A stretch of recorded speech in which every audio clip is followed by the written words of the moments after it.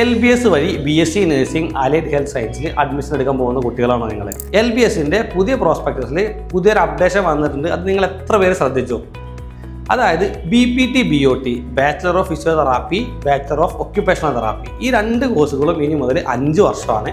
4+1 അതായത് 4 വർഷം ഡ്യൂറേഷൻ കോഴ്സും 1 ഇയർ നിർബന്ധിതമായിട്ട് ഇന്റേൺഷിപ്പുമാണ് ഈ ഒരു കോഴ്സിന്റെ ഡ്യൂറേഷൻ വരുന്നത്. ബാച്ചലർ ഓഫ് ഒപ്റ്റോമെട്രി BSc ഒപ്റ്റോമെട്രിക്കും ഈ സെയിം കാര്യം ബാധകമാണ്. 5 വർഷമാണ് ഇനി മുതൽ BSc ഒപ്റ്റോമെട്രി വരുന്നത്. 4+1 ഇയർ തന്നെയാണ് ആ കോഴ്സിന്റെ ഡ്യൂറേഷനും വരുന്നത്.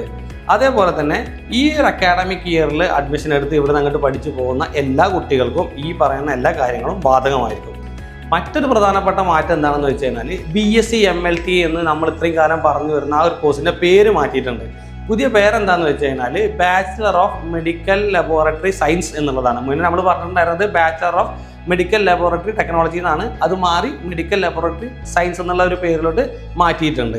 അപ്പോൾ ഇതിന് വേറെ കുറച്ച് ഡീറ്റെയിൽഡ് ആയിട്ടുള്ള മാറ്റം കൂടെ വന്നിട്ടുണ്ട്. ആ ഡീറ്റെയിൽസ് എന്താണെന്ന് അറിയണമെങ്കിൽ ഡീറ്റെയിൽസ് ജസ്റ്റ് കമൻറ്റ് ചെയ്താൽ മതി. ഞങ്ങൾ അടുത്ത വീഡിയോയിൽ അതിന് കംപ്ലീറ്റ് ഡീറ്റെയിൽഡ് വീഡിയോ ചെയ്യുന്നതായിരിക്കും.